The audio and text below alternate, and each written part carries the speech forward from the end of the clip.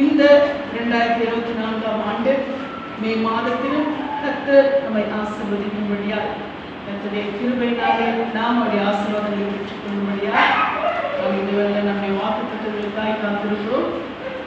இன்னைக்கு ஒரு விசேஷமான நாள் என்னது? தொழிலாளர் தினம் இல்லையா? ஆண்டவர் நம்முடைய கையின் பிரயாசத்தை ஆசீர்வதிக்கிறார். ஆண்டவர் நம்முடைய கையின் பிரயாசத்தை அவர் ஆசீர்வதித்து இந்த மாதத்திலும் நம்முடைய பிரயாசங்களை அவர் நிறைவாய் கொடுக்கக்கூடிய இந்த நாளோட கர்த்தரை நடத்துவாராக.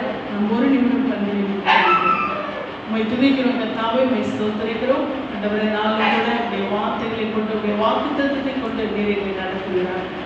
எங்கள் வீட்டில் இருக்கிற இயேசு கிறிஸ்து நாமத்தில் நன்றி செலுத்தி ஜெபிக்கிறோம். எங்கள் ஜீவனுடைய நல்ல பிதாவே, ஆமென். நாம் எடுத்து வாசிக்கலாம். ஏசாயா 30ஆம் அதிகாரம் 15ஆம் வசனம். ஏசாயா 30:15.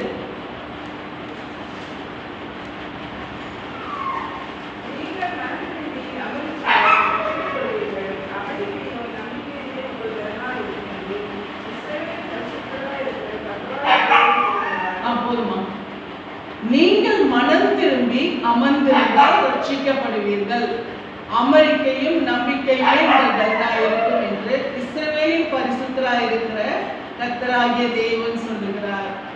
இங்கே ஆண்டவர் சொல்லுகிற வார்த்தை என்னவென்று சொன்னால், அமெரிக்கையும் நம்பிக்கையுமே உங்கள் பலனாய் இருக்கும் என்று சொல்லுகிற காரியம். அதற்கு முன்பாக என்ன வருகிறது நமக்கு?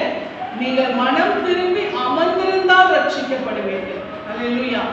நாம் மனம் திரும்பி அமர்ந்திருந்தால் ரட்சிக்கப்படுவோம் என்று சொல்லி கர்த்தருடைய வார்த்தை சொல்லுகிறது. அப்போ நாம் எந்தெந்த காரியங்கள் கர்த்தர் நமக்கு உணர்த்துகிறாரோ, நாம் தேவனுடைய சமூகத்திலே நாம் அநேக காரியங்களை கேட்கிறோம், அநேக வார்த்தைகளை கேட்கிறோம். அவைகளை எல்லாம் நாம் கேட்கும் பொழுது தேவ சமூகத்திலே, ஆண்டவரே நீர் என்னை சீர்படுத்துவதற்கு என்னை பேசிக் கொண்டிருக்கிறீர், என்னை உமக்குள்ளாய் பலப்படுத்துவதற்கு என்னை பேசிக் கொண்டிருக்கிறீர். நான் இதிலே என்னென்ன காரியங்களை என்னிடத்திலிருந்து நான் அகற்ற வேண்டுமோ அது எல்லாம் என்ன பண்ணுங்க, என்னிடத்துல செதுக்குங்க அப்படின்னு சொல்லி நாம் என்ன சொல்றோம்? தெய்வ சமூகத்திலே வருகிற வார்த்தைகளை நம்முடைய தலைக்கு எண்ணெயா எடுத்துக்கொள்ள வேண்டும். ஒரு சிற்பி ஒரு சிற்பத்தை உருவாக்கும் பொழுது அவர் இருந்த வண்ணமாவே அந்த சிற்பத்தை என்ன பண்றது இல்ல, அவர் கொடுக்கிறது இல்லை. என்ன பண்றாரு? அந்த சிற்பத்தை முதல்ல ஒரு சாதாரண ஒரு பாறையா தான் இருக்கும், சாதாரண ஒரு கல்லா தான் இருக்கும். அதை அவர் என்ன பண்றாரு? அந்த பாறையை பார்க்கும்போது ஒரு பாறை தான், ஆனா அதுல அவர் செதுக்கி செதுக்கி செதுக்கி செதுக்கி என்ன பண்றாரு? வேண்டாததை எல்லாம் செதுக்கி வேண்டிய வடிவத்தை கொடுக்கிறார். அந்த ஃபைனலா அதை பார்க்கும்போது அது ஒரு அழகான உருவமாக இருக்கு இல்லையா? குயவன் பானையை வணையும் போது அதுதான் அவர் என்ன பண்றாரு? அதை சீர்படுத்துகிறதுக்கு அது ஒரு அழகான வடிவமாய் வருகிறதுக்கு அதுல இருக்கிற எல்லா வேண்டாதவைகளையும் அகற்றி அதை நல்லா மிதிச்சு அதை என்ன பண்றாரு? அதை லகுவாக்கி அதை வணைகிறதுக்கு ஏற்ற விதமா என்ன செய்கிறார்? அதை உருவாக்குகிறார். நாம் ரட்சிக்கப்பட்ட தேவ பிள்ளைகளாகிய நாமும் அப்படித்தான். நாம் தேவனுடைய சமூகம் நாம் ரட்சிக்கப்படும் பொழுது நம்ம எப்படி வரும்? இருந்த பிரகாரமாய் வருது.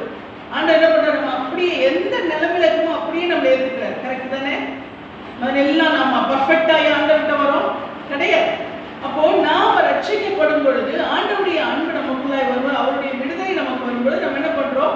அவரை நாம் ஏற்றுக்கொள்ளுகிறோம், ரத்தத்தினாலே கழுவப்படுகிறோம். ஆனா செதுக்க வேண்டியவைகள் என்ன பண்ணல? செதுக்கப்படல. நாம் கர்த்தரால் ரட்சிக்கப்பட்டு நாம் என்ன பண்றோம்? முதலாவது என்ன சொல்ற? அதுதான் என் மனம் திரும்பி அமர்ந்திருந்தால் ரட்சிக்கப்படுது. ஒரு மனம் திரும்புதல். ஆண்டவர் என்ன பண்றாரு? மனம் திரும்பி அவருடைய ரட்சிப்பை கொடுக்கிறார். அப்புறம் ரட்சிக்கப்பட்டு நாம் சபைக்குள்ளே வரும் பொழுது அவருடைய வார்த்தை என்ற ஒளி நம்ம என்ன செய்கிறது? நம்மை செதுக்குகிறது. அவருடைய வார்த்தை என்ற ஒளி என்ன பண்ணுறது? நம்ம ஒவ்வொரு காரணம் என்னென்ன சீர்படுத்த வேண்டும், எதை எதை செயல்படுத்த வேண்டும், எப்படி கீழ்ப்படிய வேண்டும், எல்லாவற்றையும் அந்த வார்த்தை என்ற அந்த ஒளி என்ன பண்ணுது? நம்மை செதுக்கி செதுக்கி செதுக்கி சரியான ஒரு வடிவமாய் நாம் நம்முடைய மனவாளனாகிய இயேசு கிறிஸ்துவிடத்திலே நாம் கடந்து போகும் பொழுது ஒரு நல்ல ஒரு சீர்படுத்தப்பட்ட ஒரு மனவாட்டியை நம்ம என்ன பண்றோம்? நாம் கடந்து போகிறோம். அப்போ தேவனுடைய சபை என்பது நம்மை சீர்படுத்துகிற இடம், உருவாக்குகிற இடம், நம்முடைய காரியங்களை மனம் திரும்ப செய்கிற இடம் இல்லையா? அப்போ நாம் மனம் திரும்பினால், நாம் இருக்கிற விதமாகவே அந்த பாறை ஐயோ என்னை தொடவே கூடாது அப்படின்னு சொல்லிச்சுன்னா என்ன பண்ண முடியாது? என் மேல ஒரு ஒரு ஒரு அடி கூட விடக்கூடாது அப்படின்னு சொல்லிச்சுன்னா அது என்ன பண்ண முடியாது? அது ஒரு சிற்பமாய் உருவாக்கப்பட முடியாது. ஒரு களிமண் என்னை என்ன பண்ணணும், நான் அப்படிதான் இருப்பேன், நான் இப்படிதான் ஸ்ட்ராங்கா இருப்பேன், நான் களிமண், நான் கல்லு மாதிரி தான் இருப்பேன் அப்படின்னு சொன்ன களிமண்ணே அதனால களிமண் மாதிரி தான் இருப்பேன் அது தன்னை விட்டு கொடுக்காமல் அது இருக்குமானால் அது மனுஷனுடைய வீடு வரைக்கும், வீட்டுக்குள்ள வரைக்கும் போக முடியாது. அது ரோட்ல தான் கிடக்கும். அதுக்கப்புறம் அதை அரிச்சு அரிச்சு அரிச்சு அது இருக்கிற இடம் தெரியாம போயிடும்.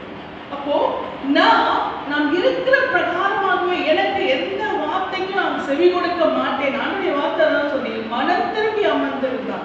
இப்போ எந்த வார்த்தைக்கு செவி கொடுக்காத போது நம்ம என்ன செய்ய முடியாது? கர்த்தருடைய அந்த அமெரிக்கை என்ன ஒரு பீஸ்ஃபுல் இல்லையா, ஒரு பிளசண்டான லைஃப், அதையோ நம்முடைய வாழ்க்கையில் ஒரு நிச்சயத்தை, ஒரு நம்பிக்கையோ நாம் பெற முடியாது. அப்போ இங்க ஆண்டவர் நமக்கு சொல்லுகிறது, நாம் மனம் திரும்பி அமர்ந்திருந்தால் என்னவா ரட்சிக்கப்படுவோம். அது மாத்திரமல்ல, அமெரிக்கையும் நம்பிக்கையுமே உங்கள் பலனாய் இருக்கும் என்று இஸ்ரவேலின் பரிசுத்தராய் இருக்கிற தேவன் சொல்லுகிறார் என்று சொல்லி நாம் பார்க்கிறோம். இப்போ நாம் இதை ஒத்த ஒரு காரியத்தை நான் பார்க்க போனால் 2 நாளாகமத்துல நீங்க 13ஆம் அதிகாரம் 18ஆம் வசனத்தில் நீங்க வாசிப்பீங்களானால் 2 நாளாகமம் 13, 18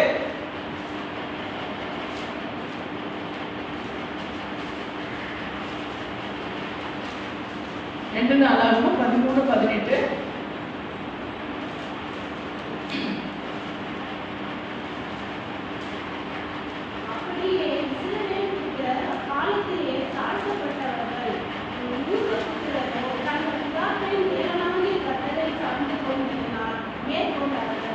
அப்படியே இஸ்ரவேல் புத்திரர் அக்காலத்திலே தாழ்த்தப்பட்டார்கள், யூதா புத்திரரோ தங்கள் பிதாக்களின் தேவனாகிய கர்த்தரை சார்ந்து கொண்டதினால் மேற்கொண்டார்கள். இந்த இஸ்ரவேலர் யாரு, யூதா யாரு? எல்லாருமே ஒண்ணுதான், எல்லாமே ஆபிரகாமின் சந்ததி தான், எல்லாமே இந்த 12 கோத்திரத்துக்குள்ள அடங்கினவங்க தான். ஆனால் இந்த இஸ்ரவேல் புத்திரர் என்ன செய்தாங்கன்னா காலத்திலே தாழ்த்தப்பட்டார்கள். ஏனென்றால் இஸ்ரவேல் புத்திரர்ல இந்த யூதா என்ற சந்ததி அதுக்குள்ள அடங்கின ஒரு சந்ததி தான். யூதா சந்ததி என்பது இஸ்ரவேல் சந்ததியோடு சேர்த்து 12 கோத்திரம் தான். ஆனால் இவர்களிலே ஆண்டவர் என்ன பண்ற, யூதாவை செப்பரேட் பண்ணிட்டாரு. காரணம் என்னவென்று சொன்னால், இந்த மற்ற இஸ்ரவேல் ஜனங்கள் எல்லாரும், அதாவது லேவி கோத்திரத்தை தவிர, லேவி என்பது ஆசாரிய கோத்திரம், இந்த லேவி கோத்திரத்தை தவிர இந்த மற்ற இஸ்ரவேல் கோத்திரம் எல்லாமே தேவனுக்கு செவி கொடுக்காதபடி அவர்கள் என்ன செய்தார், தங்கள் இருதயத்தை கடினப்படுத்தினபடினாலே கர்த்தர் பார்க்கிறாரு, இதுல எந்த கோத்திரம் நமக்கு கீழ்ப்படுகிறது, எந்த கோத்திரம் நமக்கு பயப்படுகிறது அப்படின்னு சொல்லி கர்த்தர் பார்க்கும் பொழுது கர்த்தர் என்ன செய்கிறார், அதுல யூதா கோத்திரத்தை அவர் என்ன செய்ய தனக்கென்று தெரிந்தெடுக்கிறார். ஏனென்றால் யூதா புத்திரரோ தங்கள் பிதாக்களின் தேவனாகிய கர்த்தரை சார்ந்து கொண்டதினால் அவர்கள் மேற்கொண்டார்கள் என்று சொன்னால் அவர்கள் என்ன செய்தார், தங்கள் பகைவர்களை அவர்கள் என்ன செய்கிறார்கள், ஜெயிக்கிறார்கள். இந்த யூதா இஸ்ரவேலையே என்ன செய்கிறது, மேற்கொள்ளுகிற அளவுக்கு கர்த்தர் என்ன பண்றாரு, இந்த இஸ்ரவேலரை யூதா கோத்திரத்திலே அவர் என்ன பண்றாரு, யூதா கோத்திரத்துக்கு அந்த இஸ்ரவேல் ஜனங்களை விட்டு கொடுக்கிறார். அப்போ இங்கே ஆண்டவர் தம்முடைய ஜனங்கள் தான், தாம் தெரிந்து கொண்ட ஜனங்கள் தான் அந்த 12 கோத்திரங்களும். ஆனால் ஏன் ஆண்டவர் அதிலும் ஆண்டவர் செப்பரேட் பண்றாரு யூதாவை? காரணம், அவர்கள் செவி கொடுத்தார்கள், அவர்கள் கர்த்தரை சார்ந்து கொண்டார்கள். இன்றைக்கு ரட்சிக்கப்பட்ட ஜனங்களாய் நாம் அநேக பேர் இருக்கலாம். நம்ம எல்லாருமே அநேக சொல்லலாம், நானும் ரட்சிக்கப்பட்டிருக்கேன், நானும் சபைக்கு வரேன், நானும் ஆண்டவரை தான் தேடுறேன்னு சொல்லலாம். ஆனால் இதிலே ஒரு வித்தியாசம் என்னவென்று சொன்னால், யார் கர்த்தருக்கு செவி கொடுக்கிறார்களோ, யார் கர்த்தருடைய வார்த்தைக்கு அப்படியே தங்களை கீழ்ப்படிந்து ஒப்பு கொடுக்கிறார்களோ அவர்கள் தான் தேவனுடைய பிள்ளைகளாக இருப்பார்கள். அவர்களுக்கு தான் அமெரிக்கையும் நம்பிக்கையும் என்னவா இருக்கும், அவர்கள் பலனாய் இருக்கும். இதை நாம் இஸ்ரவேல் சந்ததிக்குள்ளே நாம் பார்க்கிறோம். ஆண்டவர் தெரிந்து கொண்ட இஸ்ரவேல் சந்ததியில கர்த்தர் அதிலும் பிரித்தெடுக்கிறார். காரணம், கர்த்தருக்கு தேவை அவருக்கு கீழ்ப்படுகிற அந்த கீழ்ப்படுதல், அவருக்கு பயப்படுகிற பயம். இன்றைக்கு நாம் எப்படிப்பட்ட ரட்சிக்கப்பட்ட தேவ ஜனமாய் இருக்கிற நாம் எப்படிப்பட்ட அந்த விசுவாசத்தோடு நாம் பிரித்தெடுக்கப்பட்டவர்களாக இருக்கிறோம். ஆண்டவர் ரட்சிக்கப்பட்டவர்களுக்குள்ளேயே அவர் என்ன செய்கிறார், நம்மை பிரித்தெடுக்கிறார். ரட்சிக்கப்பட்டவர்களுக்குள்ளதான் ஆண்டவர் இயேசு கிறிஸ்து தேவனாய் ஆழ்ந்தவர் தான். ஆனால் அதிலே அவர் பார்க்கிறதுடைய வார்த்தைகளுக்கு செவி கொடுக்க வேண்டும். அவருடைய வார்த்தைகளை, அவருடைய சமூகத்தில் வருகிற வார்த்தைகளை அப்படியே ஏற்றுக்கொண்டு கீழ்ப்படிய வேண்டும். ஆண்டவர் நம்மை அவரிடத்தில் செதுக்குகிறதற்கு ஒப்பு கொடுக்க செவி கொடுத்து நம்மிடத்தில் இருக்கிற வேண்டாதவர்களை நாம் அகற்றும் பொழுது கர்த்தர் என்ன செய்கிறார்? நம்மை சீர்படுத்தி, ஸ்திரப்படுத்தி, பலப்படுத்தி நிலைநிறுத்துகிறார். அல்லேலூயா. அது மாத்திரமல்ல, நாம் 2 நாளாகமும் 15ஆம் அதிகாரத்தில் 2ஆம் வசனத்தை நாம் வாசிக்கிறோம். 2 நாளாகமும் 15:2 வாசிக்கும் பொழுது, அவன் வெளியே ஆசாவுக்கு எதிர்கொண்டு போய் அவரை நோக்கி, ஆசாவே, யூதா பென்யமீன் கோத்திரங்களின் சகல மனுஷரே, கேளுங்கள், எங்கள் கர்த்தரோடு இருந்தால் அவர் உங்களோடு இருப்பார். நீங்கள் அவரை தேடினால் உங்களுக்கு வெளிப்படுவார். அவரை விட்டீர்களே அதில் அவர் உங்களை விட்டு விடுவார். அல்லேலூயா. நீங்கள் கர்த்தரோடு இருந்தால் அவர் உங்களோடு இருப்பார். நீங்கள் அவரை தேடினால் உங்களுக்கு வெளிப்படுவார். அவரை விட்டீர்களே. அன்னைக்கு மாத்திரமா? இன்னைக்கும் அதுதான். ஆண்டவர் சொல்லுகிறது என்ன? கர்த்தர், நீங்கள் கர்த்தரோடு இருந்தால். ஆண்டவர் தம்முடைய தீர்க்கதரிசியை அனுப்புகிறார். அவனை அனுப்பி இங்க ஆண்டவருடைய வார்த்தை சொல்லுகிறது, நீங்கள் கர்த்தரோடு இருந்தால் அவர் உங்களோடு இருப்பார். நீங்கள் அவரை தேடினால் உங்களுக்கு வெளிப்படுவார். அவரை விட்டீர்களே ஆகில் அவர் உங்களை விட்டு விடுவார். அல்லேலூயா. பாதுகாப்பா இருக்க முடியும். அது கையை விட்டுட்டு ஒரு பக்கம் ஓடிச்சுன்னா என்ன பண்ண முடியாது? பாதுகாப்பா இருக்க முடியுமா? இல்லை. அப்போ நான் கர்த்தரிடத்துல, கர்த்தருடைய கருத்துல ஒரு சிறு பிள்ளைகள், அதான் ஆண்டவர் சொல்றாரு, நீங்க குழந்தைய போல மாறாவிட்டா வீட்டு ராஜ்யத்துல என்ன பண்ண முடியாது? பிரவேசிக்கணும். எப்போ கையை பிடிச்சுக்கிட்டே இருக்கணும். அப்பா கையில் என்ன பண்ணணும்? விடாம பிடிச்சுக்கணும். நம்ம பிடிச்சுக்கிட்டே இருந்தோம்னா நம்மளை கைவிடவே மாட்டோம். கர்த்தர் நம்ம கூடவே இருந்துட்டான்னா நம்ம எந்த சூழ்நிலை, எந்த நெருக்கடியிலும் கர்த்தர் நம்மை நிச்சயமாய், நிறைவாய், மகிமையாய் அவர் நடத்த வல்லவராய் இருக்கு. அதற்கு நாம் என்ன செய்யணும் தெரியுமா? கர்த்தருடைய கரத்தை பிடிச்சுக்கிட்டே இருக்கிறது. என்னது? அப்பா என்ன சொல்லுவாரு? அது போவாத, நீ போவாத, அப்பா கூடவே இரு, நான் சொல்றதை கேட்டு நடந்துக்கும், நான் சொல்ற மாதிரி இரு. சொல்லுவாங்களா? நான் சொல்ற மாதிரி இருக்கணும், நான் சொல்ற மாதிரி கேட்கணும், எங்கே போகக்கூடாது அப்படின்னு சொல்றதுதான். அப்ப நமக்கு ஆண்டவர் சொல்லுகிற, நான் சொல்லுகிற வார்த்தைகளை கேட்டு நீங்க என்ன பண்ணணும்? நடந்து கொள்ளுங்கள். அப்ப நீங்க எனக்கு என்னவா இருப்பீங்க? பிள்ளைகளாயிருப்பீங்க. நான் உங்களுக்கு என்னவா இருப்பேன்? தகப்பனாயிருப்பேன்னு சொல்லி அவர் இதெல்லாம் நம்மோடு கூட பேசிக் கொண்டிருக்கிறார். 2 நாளாகவும், அதே 2 நாளாகவும் நீங்க வாசிங்கன்னா 20ஆம் அதிகாரத்துல நீங்க வாசிக்கும் பொழுது இந்த 12-13ஆம் வசனத்துல நான் வாசிக்கிற ஒரு சம்பவம் இங்க பார்க்கும் பொழுது, இந்த சம்பவத்தை நாம் வாசிக்கும் பொழுது இங்கே யூதா ஜனங்களுக்கு விரோதமாக மோவாப் புத்திரர், அம்மோன் புத்திரர், அவரோட இங்க அம்மோனியருக்கு அப்புறத்துள்ள மனுஷரும் யோசபாத்துக்கு விரோதமா என்ன பண்ணாங்க? யுத்தம் பண்ண வந்தாங்க. 3 ராஜாக்கள், 3 ஜனங்கள், 3 ஜாதி என்ன செய்யறாங்க? இங்கே யோசபாத்துக்கு விரோதமாகவும் யூதா ஜனங்களுக்கு விரோதமாக என்ன பண்றாங்க? யுத்தம் பண்ண வருகிறாங்க. அப்போ இங்கே என்ன நடக்குதுன்னு சொன்னால் 12-13 நாம் வாசிக்கும் பொழுது 12-13,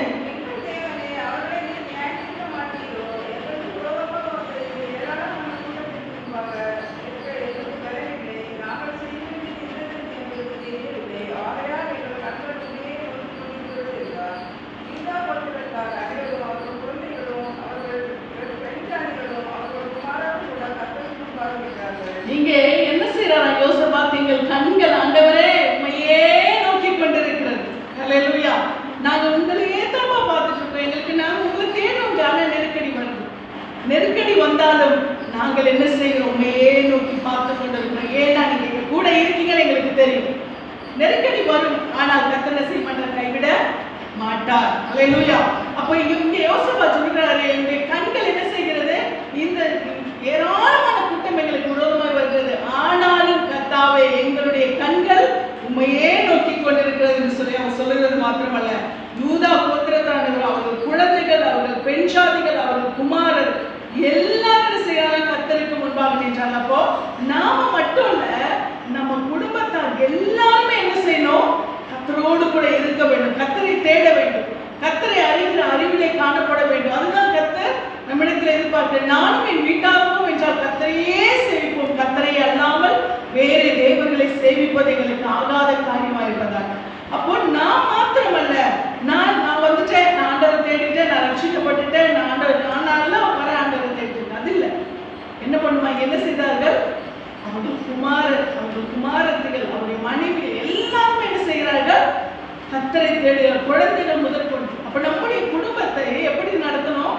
கர்த்தரை அறிகிற அறிவினை, கர்த்தரை அறிகிற அந்த சிந்தையில் என்ன பண்ணணும்? நம்முடைய பிள்ளைகள், நம்முடைய குடும்பத்தை நம்ம என்ன பண்ணணும்? கர்த்தரை தேடுகிற அந்த உணர்வோடு அப்படியாய் நாம் நடத்தும் பொழுது இங்கே இந்த சம்பவத்தை நாம் பார்க்கிறோம். நீங்கள் அந்த ஏராளமான கூட்டத்திற்கு பயப்படாமலும் கலங்காமலும் இருங்கள் என்று கர்த்தர் உங்களுக்கு சொல்லுகிறார். இந்த யுத்தம் உங்களுடையது அல்ல, தேவனுடையது. இங்கே 15ஆம் வசனத்துல இது யாருடைய யுத்தம் என்று சொல்லி கர்த்தர் சொல்லுகிறார். அப்ப யோசபாத்துக்கு இது உங்களுடைய யுத்தம் அல்ல, இது யாருடைய யுத்தம்? தேவனுடைய யுத்தம். அப்போ கர்த்தர் நம்ம கூட நமக்கு விரோதமாய் வருகிற எல்லாமே யாருக்கு யாரை ஏத்துக்குவா? கர்த்தர் ஏத்துக்கள். இது உங்களுக்கு விரோதமான பேச்சு அல்ல, எனக்கு விரோதமான பேச்சு. இது உங்களுக்கு விரோதமாய் வருகிற செயல் அல்ல, எனக்கு விரோதமாய் வருகிற செயல் என்று சொல்லி கர்த்தர் என்ன செய்வார்? அதை தன் சார்பிலே போட்டுக் கொள்வார். அப்போ நாம் கர்த்தரோடு கூட நடக்கிறதா இருப்போமானால் நமக்கு விரோதமாய் வருகிற காரியங்கள், வார்த்தைகள், செயல்கள் எல்லாமே அது யாருக்கு வருகிறதா இருக்கிறது? கர்த்தருக்கு. அப்ப கர்த்தருக்கு விரோதமா அந்த வார்த்தை வந்தா விட்டுருவாரா? அப்ப ஆண்டவர் என்ன செய்கிறார்? தம்முடைய பிள்ளைகளுக்கு எந்த ஒரு காரியம் அந்த அவர் தேடுகளுக்கு என்ன ஒன்று இருந்தாலும் அவர் அதை தமக்குரியதாய் அவர் பார்க்கிறார். அவருக்கு விரோதமாய் வருகிற எல்லா சூழ்நிலைகளும் அவர் தனக்கு வருகிற சூழ்நிலையால் அவர் பார்க்கிறார். அதனால்தான் இந்த யுத்தம் உங்களுடையதல்ல, யுத்தம் கர்த்தருடையது என்று சொல்லி நாம் பார்க்கிறோம். அது மாத்திரம் அந்த 17ஆம் வசனத்தை வாசிக்கும் பொழுது இந்த யுத்தத்தை பண்ணுகிறவர்கள் நீங்கள் அல்ல, யூதா மனுஷரே, எருசலேம் ஜனங்களே, நீங்கள் தரித்து நின்று கர்த்தர் உங்களுக்கு செய்யும் ரட்சிப்பை பாருங்கள், பயப்படாமலும் கலங்காமலும் இருங்கள். நாளைக்கு அவர்களுக்கு எதிராக புறப்படுங்கள், கர்த்தர் உங்களோட கூட இருக்கிறார். எத்தனை தடவை பாருங்க, கர்த்தர் உங்களோட கூட இருக்கிறார், கர்த்தர் உங்களோட கூட இருக்கிறார். கர்த்தர் நம்மோடு கூட இருந்தால் நிச்சயமாக எந்த ஒரு சூழ்நிலை நமக்கு மேற்கொள்ள முடியாது. நமக்கு தலைக்கு மேலே போனா கூட நம்ம கவலைப்பட மாட்டோம். ஏன்னா கர்த்தர் என்ன செய்வார்? எல்லாவற்றையும் ஜெயமெடுக்கிறதற்கு நமக்கு கிருபை செய்வார். அது மாத்திரமல்ல, அமெரிக்கையும் நம்பிக்கையுமே உங்கள் பலனாய் இருக்கும் என்று சொல்லி இந்த வாக்குத்தத்தத்திலே நாம் பார்க்கிறது போல 20ஆம் வசனத்திலே நாம் வாசிக்கும் பொழுது அவர்கள் அதிகாலமே எழுந்திருந்து தெக்கோவாவின் வனாந்தரத்துக்கு போக புறப்பட்டார்கள். புறப்படுகையில் யோசபாத் நின்று, யூதாவே, எருசலேமின் குடிகளே, கேளுங்கள், உங்கள் தேவனாகிய கர்த்தரை நம்புங்கள், அப்பொழுது நிலைப்படுவீர்கள். அவருடைய தீர்க்கதரிசிகளை நம்புங்கள், அப்பொழுது சித்தி பெறுவீர்கள் என்றார். அல்லேலூயா. நாம் இப்பொழுது வாசிக்கிற இந்த வசனத்தின் படியாய் நாம் இப்பொழுது செயல்படுத்த வேண்டியது என்ன தெரியுமா? நாம் என்ன செய்யணும்? கர்த்தரை நம்ப வேண்டும். அது மாத்திரமல்ல, அவருடைய தீர்க்கதரிசிகளை என்ன பண்ணணுமா? நம்ப வேண்டும். அல்லேலூயா. அவர்கள் மூலமாய் வருகிற வார்த்தைகள் நாம் என்ன செய்யணும்? விசுவாசிக்கணும். அதைத்தான் இங்கே கர்த்தருடைய வார்த்தை நமக்கு சொல்லுகிறது. அப்ப நம்ம தேவ சமூகத்திலே நமக்கு புறப்பட்டு வருகிற வார்த்தைகள் நாம் என்ன செய்யணுமா? நாம் விசுவாசிக்கிறவளா இருக்க வேண்டும். கர்த்தர் அதை எனக்கு பேசுகிறான்னு சொன்னால் அது எனக்கு என்னை சீர்படுத்துகிறதற்கு, எனக்கு வருகிற குறைவுகளை எல்லாம் கர்த்தர் மாற்றுகிறதற்கு, இதை செஞ்சா நான் உங்களுக்கு இதை செய்வேன் அப்படின்னு கர்த்தர் சொல்றாருன்னா நாம் என்ன செய்யணும்? அதற்கு என்ன பண்ணணும்? நாம் கீழ்ப்படுகிறவளா இருக்க வேண்டும். இப்படி நடந்து கொண்டால் நான் ஆசீர்வதிப்பேன் என்று சொன்னால் நாம் அதற்கு கீழ்ப்படியவளா இருக்க வேண்டும். நாம் அதற்கு செவி கொடுத்தால் நிச்சயமா நாம் என்ன பண்ணுவோம்? ஆசீர்வதிக்கப்படும். இங்கே தேவ சமூகத்திலே வருகிற வார்த்தைகளை நாம் என்ன செய்யணுமா? விசுவாசிக்க வேண்டும், அதை நம்ப வேண்டும். அதை நம்பும் பொழுது நாம் நிச்சயமாக எப்படியா இருக்கிறோம்? ஆசீர்வதிக்கப்படலா இருக்கிறோம். ஆண்டவர் எப்படி பேசுகிறார் நம்மோடு கூட? எப்படி பேசுவார் நம்மோடு கூட? அவருடைய வார்த்தைகளோடு தான் பேசுவார். யாரை கொண்டு பேசுவார்? அவருடைய ஊழியக்காரர் கொண்டு பேசுவாங்க. அதுதான் சொல்லியிருக்கிறது, அவருடைய தீர்க்கதரிசிகளை நம்புங்கள், அப்பொழுது சித்தி பெறுவீர்கள். அப்ப ஆண்டவருடைய வார்த்தை நமக்கு அவருடைய தீர்க்கதரிசிகள் மூலமாய் வருகிறது சொன்னால், அவருடைய ஊழியக்காரர் மூலமாய் வருகிறது என்று சொன்னால் நாம் அதை என்ன செய்யணும்? நம்பணும். ஆமா, இப்ப பேசுவாங்க அப்படின்னு இது மனுஷ வார்த்தையாய் எண்ணி கடந்து போவோமானால் நிச்சயமாய் நாம் கர்த்தருக்குள்ளாய் பலப்பட முடியாது. அல்லேலூயா. இன்றைக்கு ஆண்டவர் நமக்கு இந்த மாதத்தில் நமக்கு கொடுத்த வாக்குத்தத்தம், நீங்கள் மனம் திரும்பி அமர்ந்திருந்தால் ரட்சிக்கப்படுவீர்கள். அதாவது ரட்சிப்பு என்பது வே ஆஃப் சால்வேஷன். இந்த சால்வேஷன் என்பது நமக்கு என்னது? நமக்கு நித்தியத்துக்கு கொண்டு போகிற வழி. அது மாத்திரமல்ல, நமக்கு இந்த பூமியில கர்த்தர் என்ன செய்வார்? அமெரிக்கையும் நம்பிக்கையும் நமக்கு என்ன செய்கிறோம்? பலனாய் கொடுப்பார் என்று சொல்லி நாம் பார்க்கிறோம். இந்த நாளிலே நாம் கர்த்தருடைய வார்த்தைகளுக்கு செவி கொடுப்போம். கர்த்தருடைய வார்த்தைகளுக்கு நாம் எந்தெந்த காரியங்களிலே நாம் குறைவுபட்டிருக்கிறோம், கர்த்தருடைய காரியத்தில் எந்தெந்த காரியங்களுக்கு நாம் இன்னும் சீர்படாமல் இருக்கிறோம், எந்தெந்த காரியங்களை கர்த்தருக்கு நாம் உண்மை இல்லாமல் இருக்கிறோம், எல்லாவற்றையும் சமூகத்தில் நாம் ஒப்புக் கொடுக்கும் பொழுது கர்த்தர் என்ன செய்வாராம்? அமெரிக்கை நமக்கு ஒரு உண்மையான ஒரு சால்வேஷன், அந்த நித்தியத்துக்கான வழியை நமக்கு கொடுப்பார். அது மாத்திரமல்ல, அமைதியும் நம்பிக்கையும், ஒரு பீஸ்ஃபுல்லான லைஃப்பும், அது மாத்திரமல்ல ஒரு நம்பிக்கை, ஒரு திடமான ஒரு வாழ்க்கை நமக்கு என்னவா இருக்கிறது, ஆண்டவர் கொடுக்கிறதா இருக்கிறது. அதனால இன்றைக்கு நாம் இந்த வாக்கு தத்தத்தை நாம் சுதந்திரத்துக் கொள்வோம். ஆண்டவரே, இன்றைக்கு என்னிடத்துல மனம் திரும்பாத செவி கொடுக்காத, இன்னும் நான் கேட்டு கேட்டு கூட இன்னும் கூட நான் கடினப்பட்டிருக்கிற காரியம் எதுவா இருக்கிறதோ அதுல என்ன பண்ணுங்க, செயல்படுத்த. நம்முடைய இருதயத்தை நாம் காரை போல வச்சிருந்தோம்னா நம்ம எந்த விதத்திலுமே என்ன பண்ண முடியாது, நாம் ஆண்டவருக்கு ஏற்றோல நாம் மாற முடியாது. ஆண்டவருக்குள்ள நம்முடைய இருதயத்தை நாம் எல்லா விதத்திலும் எந்த விஷயத்துல கர்த்தர் நமக்கு உணர்த்துகிறாரோ அது எல்லாவற்றும் நாம் என்ன பண்ணலாம், மனம் திரும்புவோம். கர்த்தர் நிச்சயமாகவே நமக்கு அவருடைய அமெரிக்கையும் நம்பிக்கையும் நமக்கு பலனாய் கொடுப்பார். இந்த மாதத்துல அந்த வார்த்தைகளை நம்ம நடத்துவார். கர்த்தரை நாமத்துக்கு மகிமை உண்டாவதாக.